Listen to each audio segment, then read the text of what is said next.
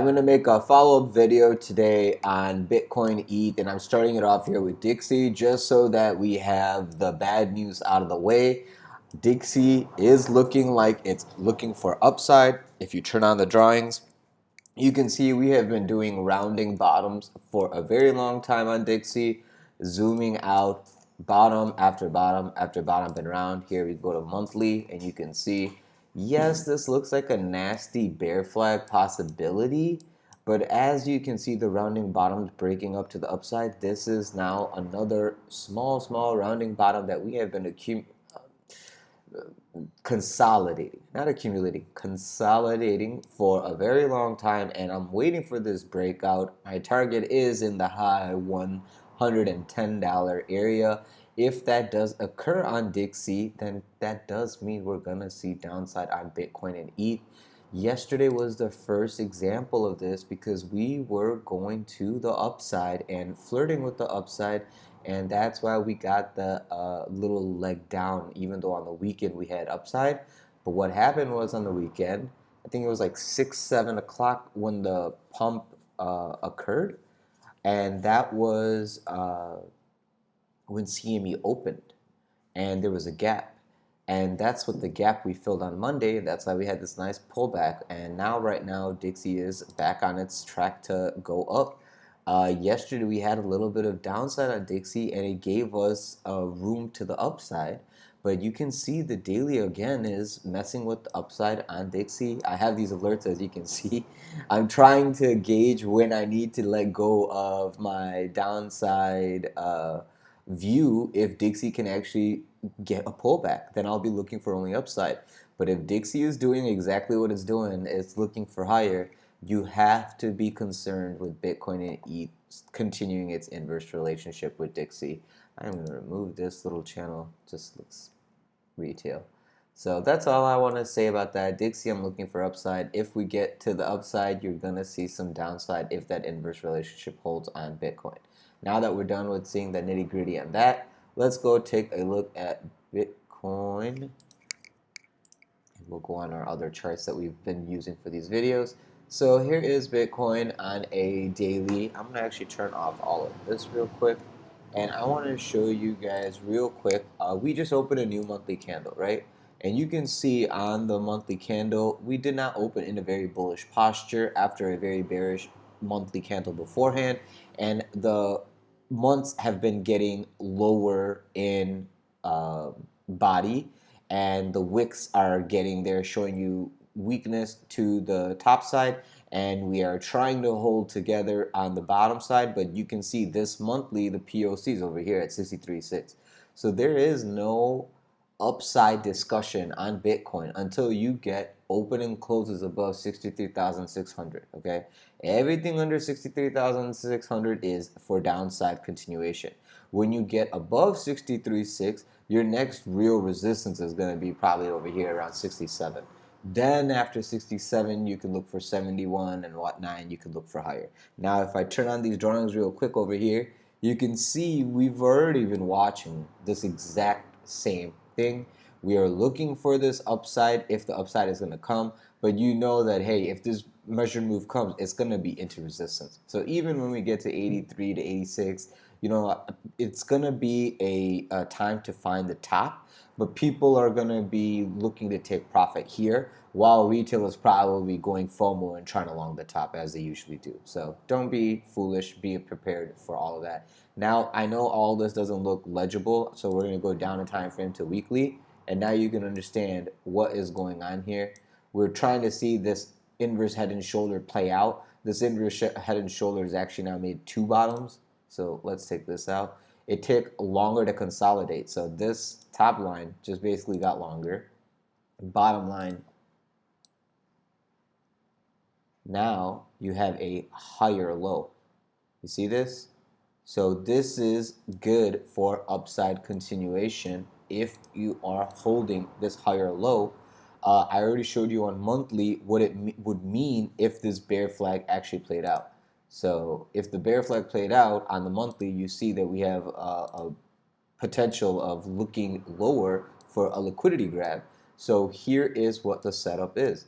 If you lose this lower high, consolidation, even though it looks good for upside, you see the monthly with the weakness and Dixie potentially go up. If you lose the support here around the 58,600, you know that the next possible area to long is going to be around 45. So 45, 50K, probably no one is even assuming it's a possibility. Please do not be foolish and follow technical analysis and the charts. Those levels are active levels. If you look left, 52K is this little bull flag that we had on daily before we actually continue the breakout. Here it is on daily. So you can see what the heck I'm talking about. You see, here's that little triangle. This was the bull flag breakout here at like 52K. Okay, so all the people who try to short this all got wrecked. And then they try to short over here at 61, wrecked. Okay, that's why I'm saying if we come into this area, this white circled area, 41K, 42K is like the low, that area that you should probably try to attempt, because it can get nasty capitulation, to the downside. But 45, 42K is a sweet, sweet, sweet, sweet, sweet entry if you get it. And all the people who are buying here will get pushed out of the market if they're over leveraged. All right, that's just the way it is. And this is all if Dixie gets upside push. If not, then you can look for that upward continuation, like I was saying. But this is something that you do need to take into consideration for the downside. Everyone being bullish is not a good thing. 90% of overcrowded trades always get wrecked. That's why the retail is usually getting wrecked. So that point I made on Bitcoin, okay? Be aware, downside is possibility. Yes, we're doing good with higher lows, but the monthly already gave us a warning of downside. This is how close we are for downside continuation. So last week, Doji, if you start getting 4-hour open and close underneath 61,000, you gotta have a little bit of common sense that, the warning of the downside I just gave you, you better be prepared for it. Even if it's a quick wick just to take the liquidity, that's something you need to be aware of. So that's the warning I'm going to give you on Bitcoin. Here is another look at your daily. And I don't want to do this, but this is the head and shoulder, guys. Okay? This is a head and shoulder. And why I say that, this is a bear flag after a big drop. It's a continuation for downside. Okay? If this is a head and shoulder, the target would be like down here anyway. So please, please, please, please, please, the people who actually watch these videos and pay attention, be somewhat cautious and ready for that downside possibility. I'm pretty sure no one is even considering the possibility of that downside right now. Majority of people are not looking like that, and they should. And that's probably why they're gonna rage quit the market, because like, it's manipulated or market maker, blah blah blah blah blah. But they're just not looking at the fact that multi-billionaires, okay, are looking at the same chart. You and your $100, don't mean anything to multi-billionaires who are looking for the liquidity to cash out without causing too much of a candle spread as they're trying to cash out that liquidity. Like Bank of Germany and U.S. were moving Bitcoin around yesterday. Bank of Germany had like $2 billion in Bitcoin. If they want to cash out the $2 billion, they're going to cause a little bit of a splash on the market because there's no real liquidity on the order books. So just be aware of that moving forward, guys. That's all I'm going to say. We're done with Bitcoin. Let's go take a look at ETH. Okay, ETH, same thing as Bitcoin. You got a lower high on this one. On Bitcoin, okay, difference is all-time high. Okay, higher high. Bitcoin, lower high. Okay, this is something that is not ideal for anyone who's trying to look for all-time highs. Monthly, you can see we're kind of doing flighty floaty. The better part about these monthly closes is that we had a big sell-off, but that was bullishly engulfed, and now you're defending the 50%, and now you're opening it. So I have more of a bullish case on ETH than Bitcoin, but the risk of ETH getting dragged down to the depths of hell with Bitcoin is there because Bitcoin is the market leader. So you have to have that common sense. Here is what we were doing on ETH. a huge consolidation. Now, if we come back down to 2500 area, it would still be a bullish retrace for upside continuation. I hope you guys have that level as a possibility if anything goes wrong on this uptrend. Here it is on a weekly. You can see we did a great little triangle consolidation. We came to the 2800 fib target from the high of 38. We found support and we're busting up. Once confirmed above the 3000 area, we got the measured move right to the, well, we didn't get it to the fib target yet. 4200 to 4500 is the fib target, but we made what do you call it? A lower high here, and we actually pull back off. But this pullback is on support. So I myself am long on ETH, and I'm looking for upside continuation. And the only thing I'm aware of is that if Bitcoin loses, so will ETH. So I rather take the odds of upside continuation on ETH due to stakers and all that low fee narrative as opposed to Bitcoin moving forward. So that's why I'm just showing you that, hey, I was looking for this retest of this breakout. We got the retest above 3,200, was it? Yeah, we got it at like 3,350, I believe. Yeah, 3,350. 3,250. Okay, so that was good enough for me for this being confirmed as a bullish, like order block for us to retest in the future. We did this nice, quick impulse short squeeze, and now I think this was on the weekend, right? Yeah, this was on the CME. No, this was, whatever. I forgot what this was, but it was a nice short squeeze liquidation. We came into this distribution top. I was like, hey, this doesn't look like we're going to have any more continuation because it actually got rejected from the people who shorted here. And you got another leg down, but this support was confirmed. So even those guys who shorted probably took off their shorts in this area and started flipping long. And now we are going to see if we can actually take out the top over here.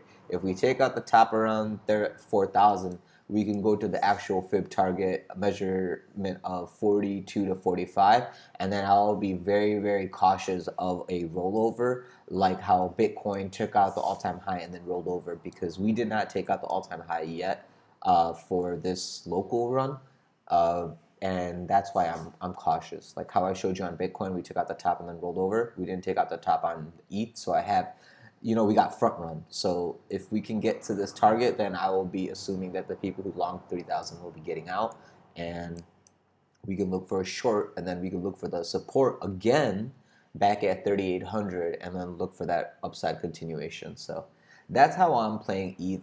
Right now, this whole week is holiday week. Powell's going to talk today. I know he's going to say stupid shit. So just be aware that when he does talk, you're going to feel that in the you're going to feel that volatility in the markets. People are looking to see if this guy is going to raise rates sooner than later. If he says anything about holding off rates, ECB, BOE, all the banks that already increased rates, they're already waiting on America to do their second rate adjustment. If America doesn't do anything, they're not going to do anything, and then we're going to have stagflation. So right now, it's in the interest of the Fed to move and cut, hopefully even in this July meeting. If they did it in the July meeting, it will cause a major market upset, and then it won't be as political. If they do it closer to September, it's near the election. It's gonna favor Biden. So it's something that if they want to be unbiased, if they did it in July, it would be the best thing. The whole market won't expect it. The market will rally crazy because then they're gonna be like, okay, now we're gonna cut again. Maybe in September or December we'll get one more cut, and they'll try to price in, okay, now we're officially gonna start cutting rates again. Mortgages rates will drop, so then people will start buying and selling houses again and stuff. So all of that is basically the next thing on the cards. With markets at all-time highs, okay, we've made, like, I think all-time highs like 30 times this year, and then I think we have not had like a correction for like over 300 trading days, longest since like 2000s. So we're due for a correction, and the market will force the Fed to cut by dumping, and that's what we don't want. We don't want the Fed to cut in a response to the market forcing them to cut. We rather do that earlier. If market is dumping and then they cut, it's gonna put a different dynamic on the market because there's already people who have no money. So it's like, how are you gonna do anything with no money and a recession and jobless claims starting to increase, inflation increasing? You're setting up a Great Depression scenario, and then you're expecting no civil war. Come on, guys. So these are my thoughts. I hope you guys enjoy them. Please, please, please, if you like these videos, leave a like, subscribe, press the bell button for notifications so you get these updates as they come out. If you're interested in trading with me live, feel free to join the Discord server. The link to the server is in the description of the video below, alongside all the other affiliate services that I use and recommend that helps the channel grow. So thank you so much. Aside from that, guys, if you guys have any questions or concerns, hit me up in the Discord and I will see you guys in the next video. Have a great day and talk to you soon. Bye-bye.